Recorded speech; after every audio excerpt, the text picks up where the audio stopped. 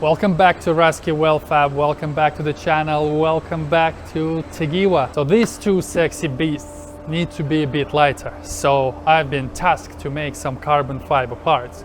As you can see on this one, it doesn't have original boot spoiler like the other one does. So the new wing is going to be sitting basically on the stands in the middle. So what we need to do is we need to make a boot panel. So what we decided to do to make it as seamless as possible is we're gonna 3D scan this part, then 3D print those infills, then stick them onto the boot, and then I can skin a pair of those boots. That's a good one! I got myself one of those little gizmos. You know how I am. I'm a sucker for all new tech. So it's basically a Revopoint mini 3D scanner with amazing accuracy of 0.02 millimeters or something like that. But I've never used one, so I wouldn't know any better. Good price, I'm not advertising it. I haven't really used it. This is effectively a proper first part. I've done a few sort of little plays at home and here and there. So how it works, you effectively make a part, a shiny part, really dull. So you can use on the cheap, and top tip for you, literally dry shampoo, because professional sprays, they're like 50 pounds a bottle. This thing is 2 pounds. I've tried it here already. This is original spoiler, and it basically just makes it white and matte and obviously easy to clean. So this should scan absolutely fine. Also, what comes in a kit is those little dots. You've probably seen them before if you've seen a video of people scanning, so you can put them sort of in strategic places as references. And actually this car has been scanned before, so you can probably see it still has some remnants of the dots. So what am I gonna do now? I'm gonna spray this part with dry shampoo and try it. Scan it into the software and see what results I get.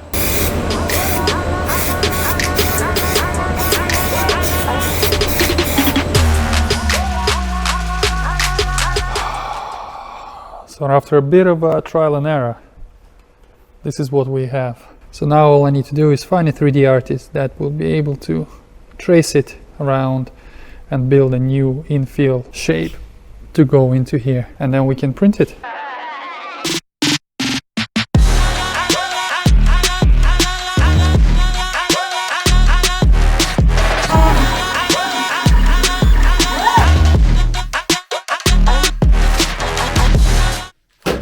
Why am I doing this, you're asking? Well, I changed my mind completely. Originally this was supposed to be as a skin, but because we're making two, I thought to myself, may as well do a mold for a number of reasons.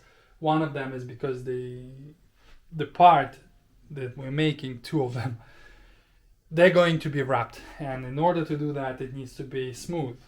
I can make them as a skin part, and yes, it can be flattened, but because it's two parts, it means double the amount of work of sanding and flattening each piece.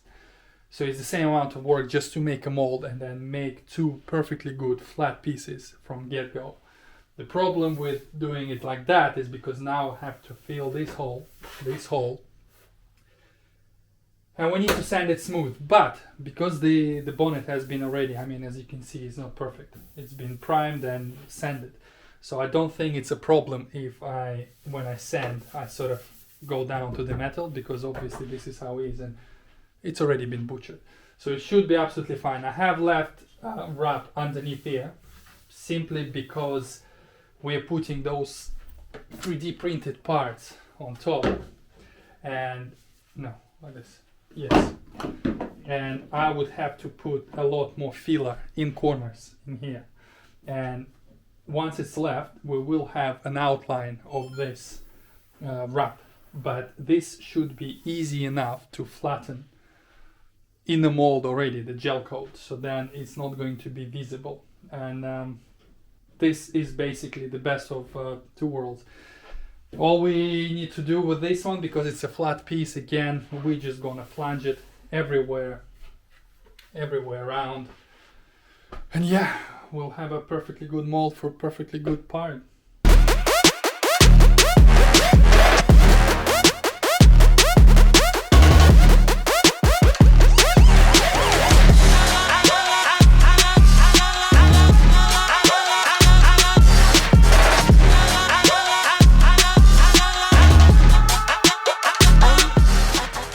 basically this is how it's going to be.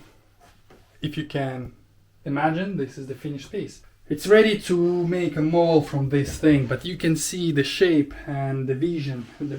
So those things will line up with the wing and it's all good. I reckon I'll probably do the infusion for this one. Yeah, why not? Lots of PVA and yeah, gel coat. So all the flanges are done. I have been using Corex Wicks or B&Q. They sell this. This is protection for your carpets or whatever. It's plasticky, easy to cut, and it actually has plenty of strength, providing that you reinforce it with some ribs at the bottom. The next step is to go around the edge with filleting wax. So it's officially time for release agent. Write me down in the comments what you guys think I should use. Obviously I'll use something, but suggest me something. I'm thinking PVA.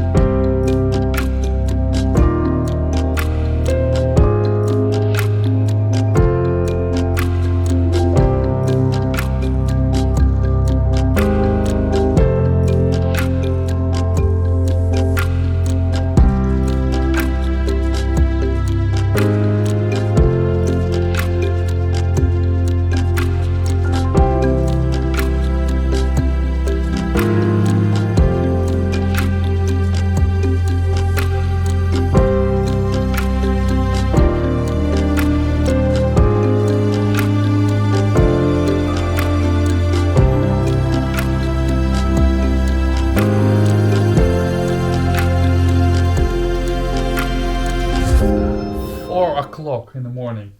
This was done yesterday.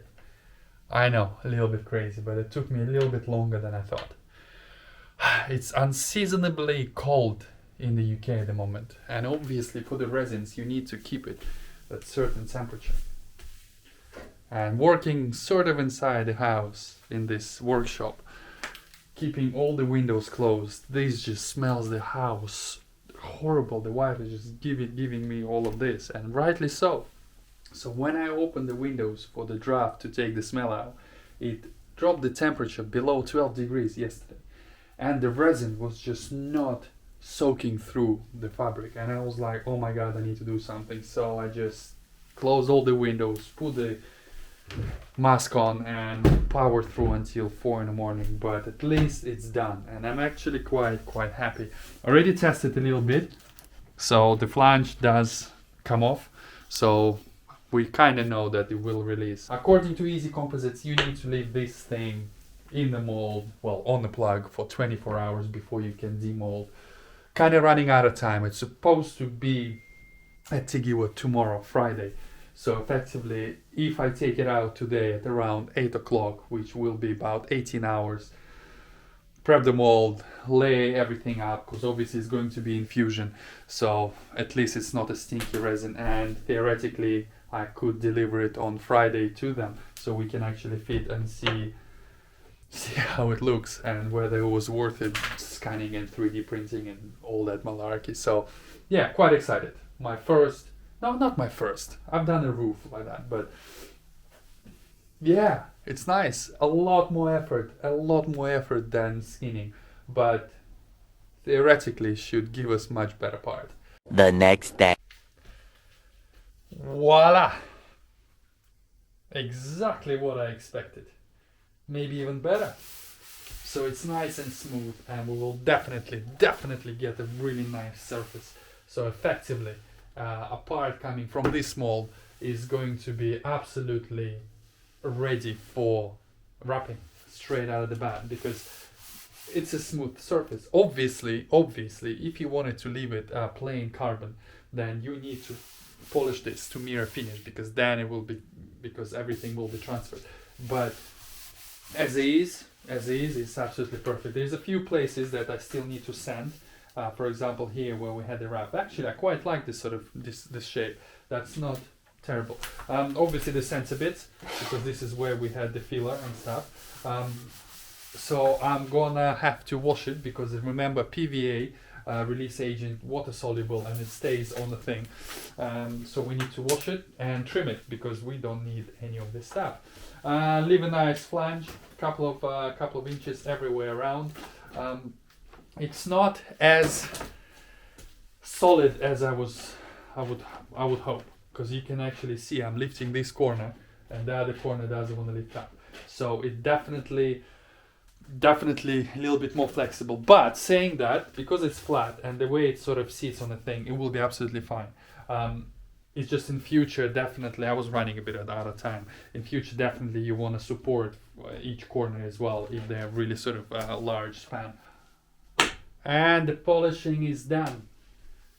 I know some of you might say, well, it's not mirror finish, but as far as molds go, this is definitely a step up, because before I never even bothered and still got decent results. Again, I have to stress, these two parts, they're going to be wrapped. So it's not going to be pure carbon. So as long as it's flat, and we know it's going to be flat, there's a few places here and here where I had to fill it. It will show, but once you wrap it, it will not show. But also it's good because obviously this is the original arrow catch, so you will be able to see where to cut it.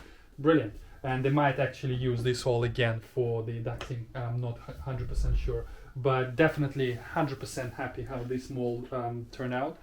Kind of pays to spend a little bit of time preparing it, even though it took a little bit longer than I have anticipated. I've done my tape all around with plenty of pleats. For the bottom visual layer, so to speak, we're using this carbon. This is black stuff. This is the cheapest stuff Easy Composites make. It's still about 17 pounds per meter. We need 1.5 meters. So yeah, even the cheapest is still expensive. And then we're going to use biaxial. This is 450 or 600, I can't remember. 600. In the middle, then we have foam. Going to use 5 mil foam. I have plenty of offcuts of 2 mil, but I think 5 is going to be good because it's actually quite a large area. And I'm also thinking in places at the top and over here where we're going to have the air catches, I am going to use squares of Lantasoric. So this is basically the same as foam. The uptake of resin is quite a bit. That's why I didn't want to use it on a full full laminate. But as a separate sort of squares, it would be absolutely fine. Yeah, and then we'll probably finish off the bottom layer with either, I'm not sure how to do it. Well, you'll see it on the time lapse.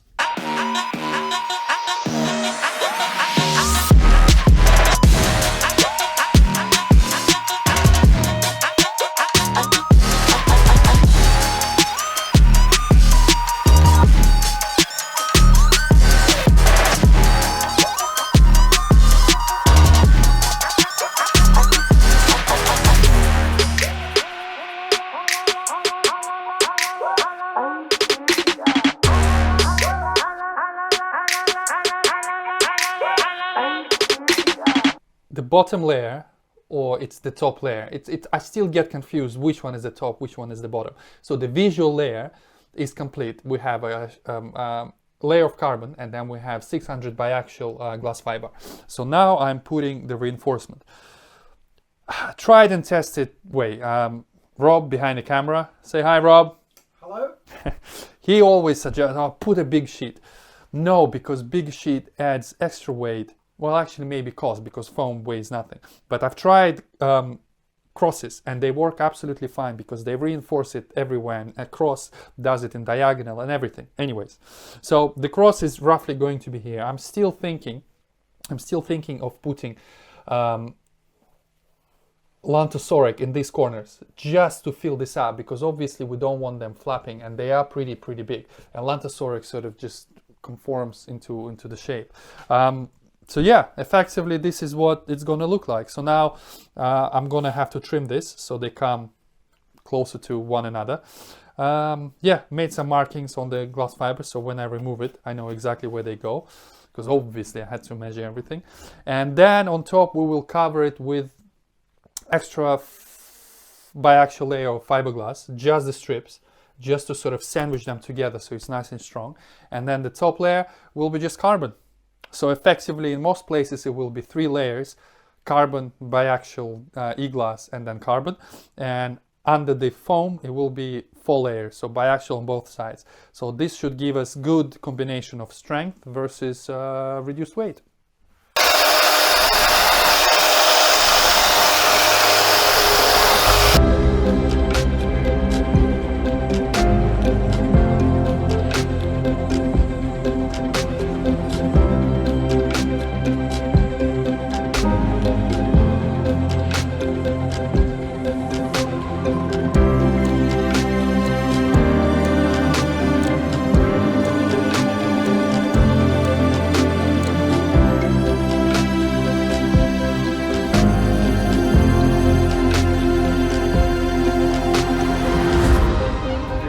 Is complete.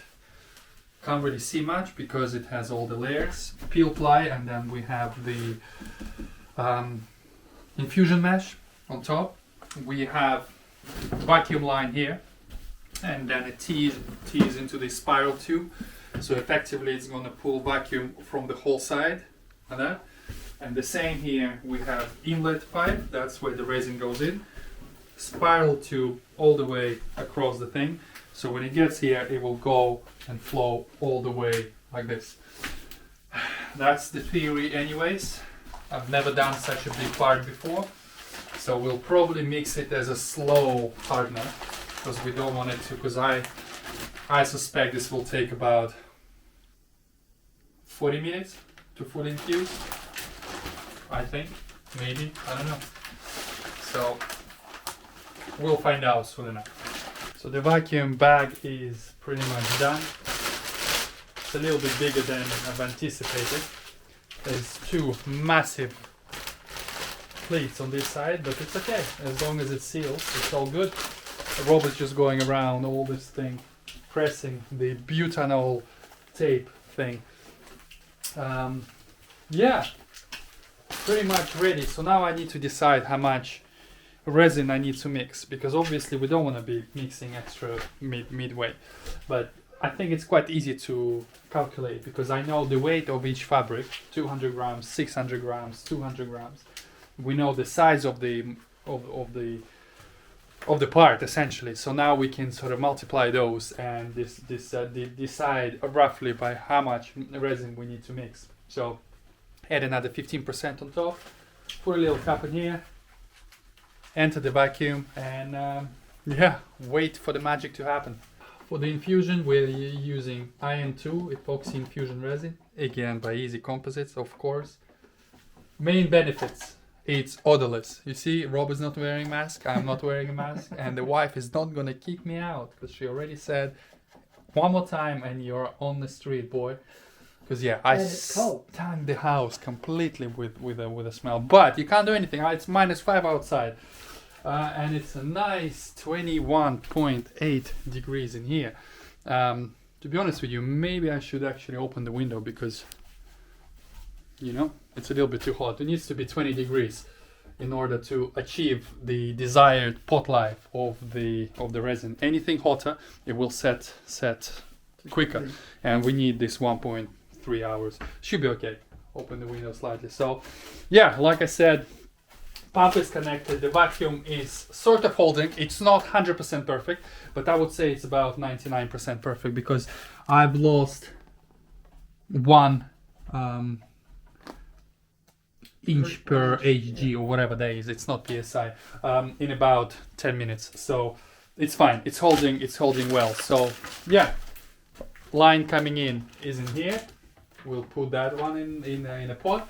This one sucks the air through the whole thing.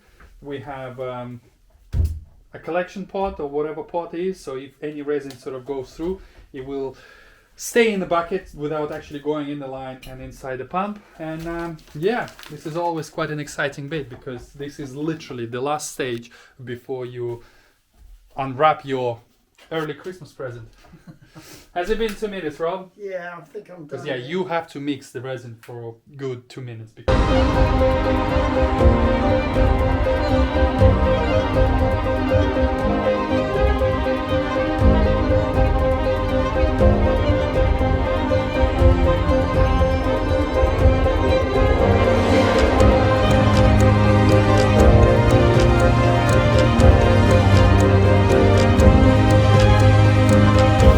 Officially complete.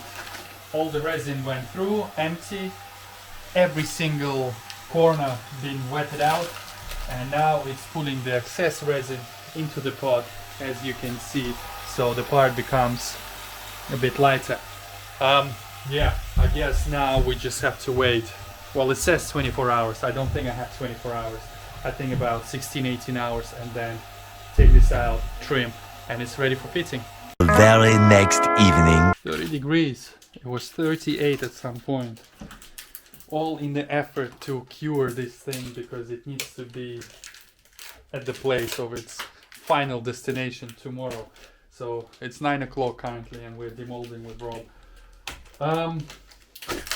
Can't wait to see it, to be honest with you guys. So I'm not gonna have any time lapse. The next shot you'll see is me holding it. Visually from the top, it looks absolutely fantastic.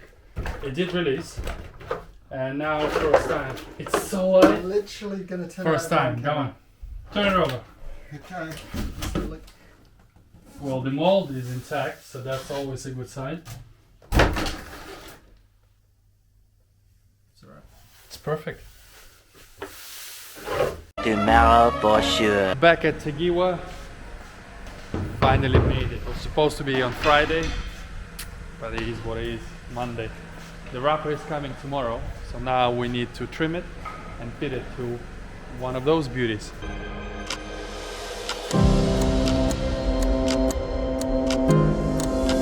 So the original one, 5.6 kilos. It's aluminium, so obviously for steel this would be more. But yeah, 5.4. Actually, surprisingly, I was expecting it more. I was expecting like 8, maybe 9 kilos.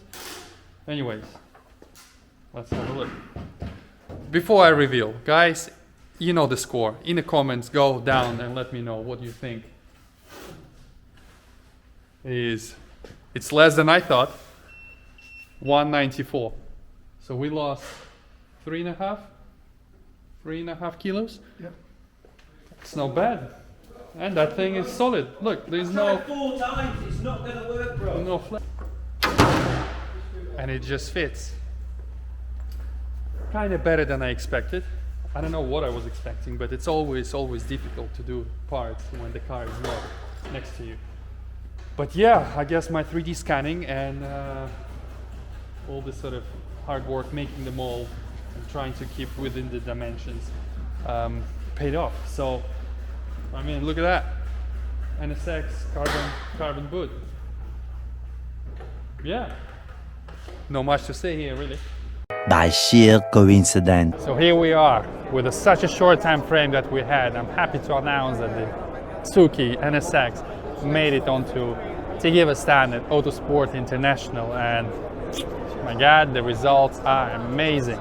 So first of all, let me show you the boot. So this is the finished article. I told you I'm not going to show you how we fit it because there was no much fitting it. The only thing they do, the guys had to cut the cutouts for the wing, and obviously 3 aero catches, and it looks absolutely fantastic. Yeah, even have my little logo in there. So yeah, very happy with how the boot turned out, and you know, as my first 3D scanning project, I think it's spot on. Now I need to make another one for another NSX. Yeah, getting busier and busier. Guys, thank you very much for watching this video. I hope you liked it. I'll see you in the next one. Bye bye.